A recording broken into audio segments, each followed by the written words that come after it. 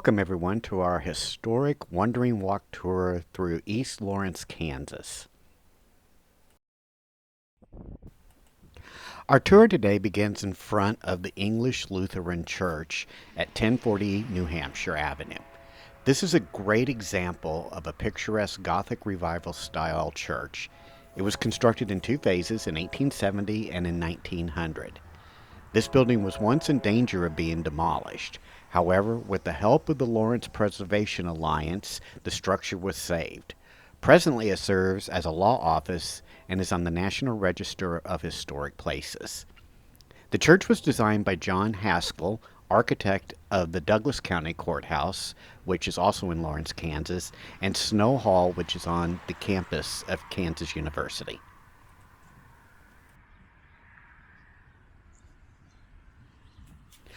Today's tour takes us throughout the area known as East Lawrence, Kansas. Lawrence, Kansas itself was founded by the New England Immigrant Aid Company and was named for Amos A. Lawrence, an abolitionist from Massachusetts who offered financial aid and support for the settlement. As we go along the walk today, keep in mind we're just going to concentrate on East Lawrence. There is another video that you can find on YouTube under Wandering Walks of Wonder throughout the west area of Lawrence, as well as the campus of Kansas University.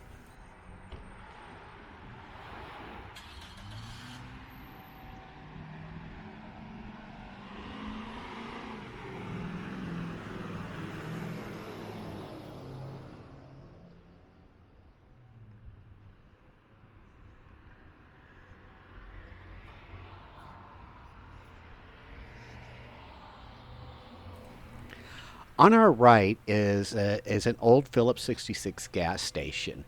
This building at 1002 New Hampshire is a perfect example of a building reuse in Old East Lawrence. Built in 1923, the building once served as a single bay Phillips 66 gas station. Today, it's home to Sunfire Ceramics, a painting and pottery studio.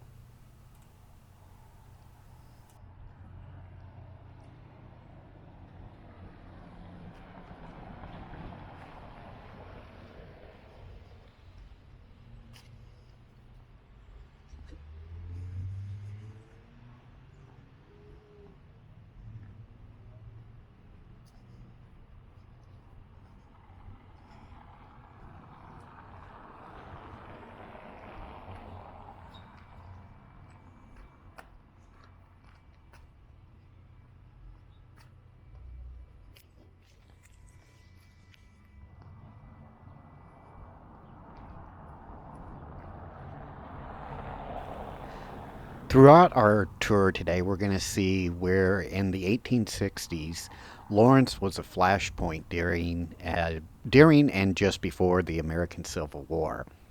In fact, Lawrence was nearly destroyed during a raid by Quantrell's raiders in the 1860s. We'll talk about that a little bit more as we go along on this tour.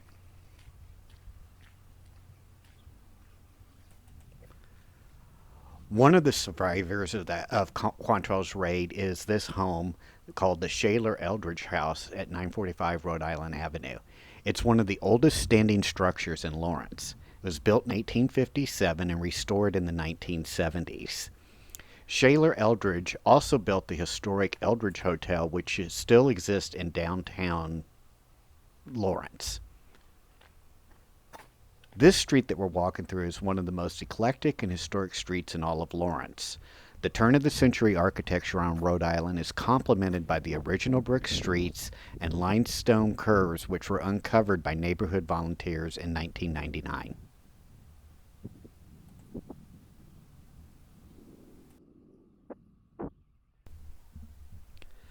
The Kaw people, also known as the Kansa, settled the region, including what is now Lawrence, in the late 17th or early 18th century. A series of treaties with the U.S. government compelled the Kaw to relinquish the land to the Shawnee and their Indian reservation, which was established in 1830. The Kansas Territory was established in May of 1854. During this period, the Oregon Trail ran parallel to the Kansas River, which is just a little bit north of town. The area was then known as Hogback Ridge, and now known as Mount Oread.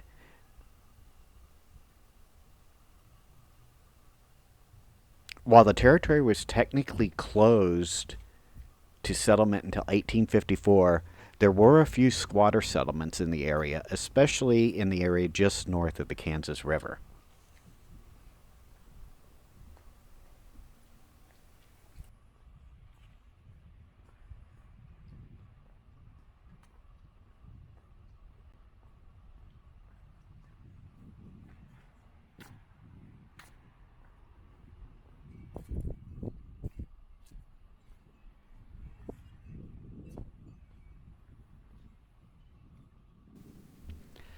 This sandstone building at 905 Rhode Island was built by August Bromosick between 1863 and 1868, and it has housed the Social Service League since 1937. This building continues to serve the community as a thrift store.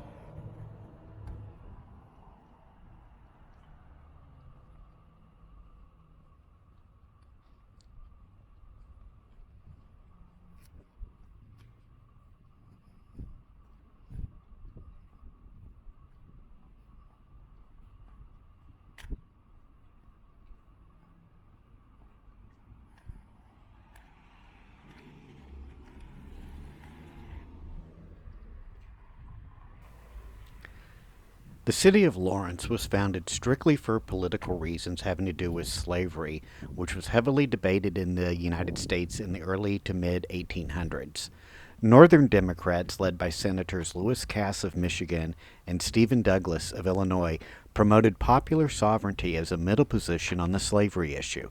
Its proponents argued it was more democratic as it allowed the citizens of a newly organized territory to have a direct say as to the legality of slavery in their own lands. Meanwhile, enemies of these bills, especially in the North, derisively called this squatter sovereignty.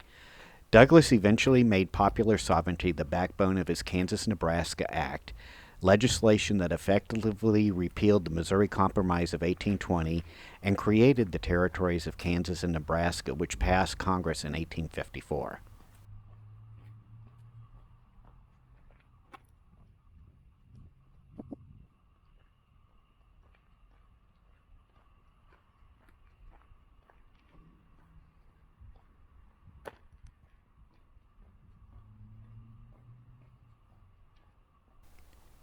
In time, anger at the Kansas Nebraska Act united anti slavery forces into a movement committed to stopping the expansion of slavery, eventually institutionalized as the Republican Party. Many slavery opponents decided to meet the question of slavery in Kansas on the terms of the bill itself by migrating to Kansas, electing anti slavery legislators, and eventually banning slavery altogether. These settlers soon became known as Free Staters. In early May of 1854, Thomas W. and Oliver P. Barber, Samuel Walker, and Thomas Pearson toured the new territory with the intention of finding a good place to settle. Their travels included what would eventually become the city of Lawrence, Kansas. Eventually, they were instrumental in convincing others free staters to move to this area of the Kansas Territory.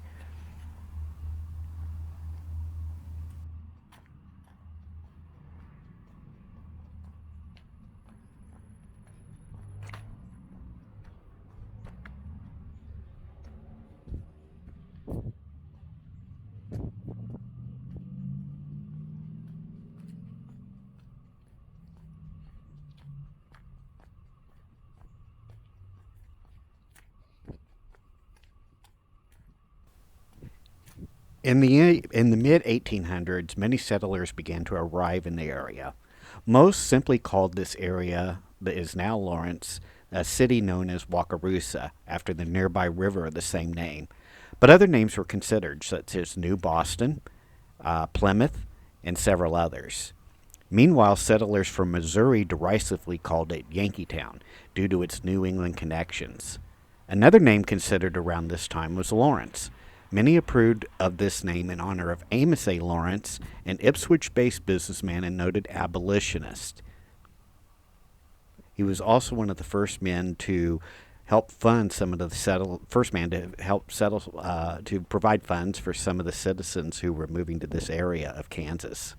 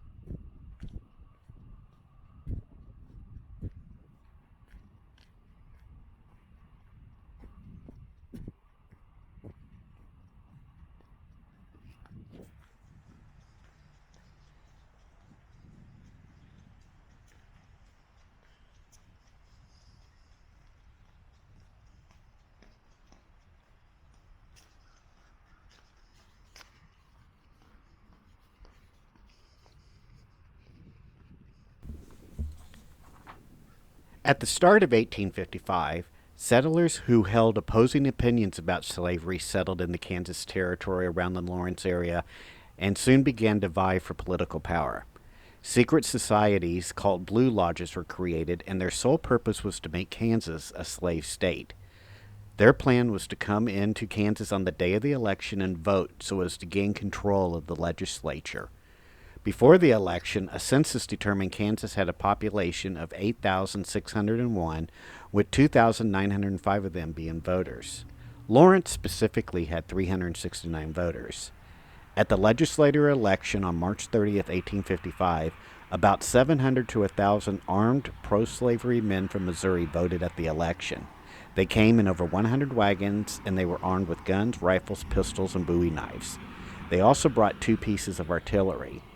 Due to their large numbers, they went unchallenged. They left for Missouri the next morning, having camped in Lawrence the night before.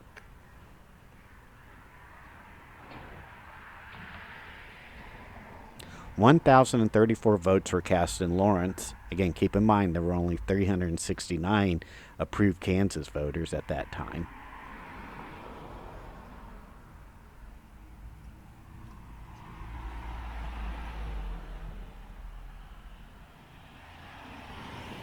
In June of 1855, a meeting was held in Lawrence at which resolutions were adopted intending to resist any laws that may be passed by this legislature, and they declared that the legislature was elected by armed usurpers from Missouri. This paved the way for a larger convention on June 25th. Several meetings were held in Lawrence for the purpose of resisting this legislature. The Free State leaders sent George W. Deitzler to the east to secure weapons for other anti-slavery people. Amos Lawrence and others sent crates full of rifles to which they had labeled books on the boxes because the border ruffians had no use for books and they came through without being disturbed. With the help of famous publisher Horace Greeley, a howitzer cannon was also sent to Lawrence.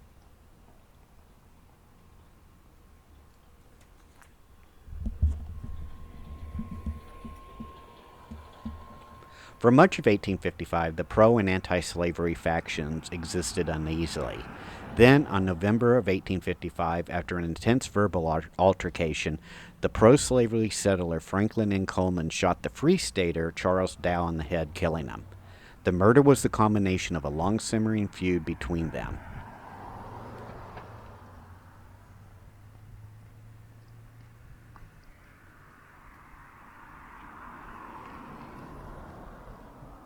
Eventually, the state militia or the territory militia would be called in to carry out arrests for those who were trying to break people out of jail and all the chaos that had ensued.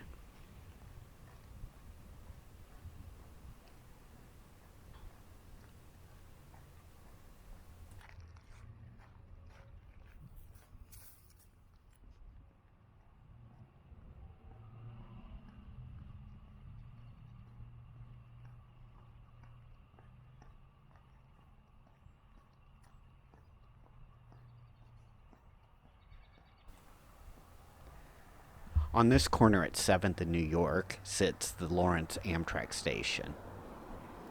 This is the Burlington Northern Santa Fe and Amtrak station. Originally, there was a more classic two-story brick building, but it was replaced in 1955 by this more modern design. This modern building reflects the architectural heritage based on Frank Lloyd Wright prairie style of architecture.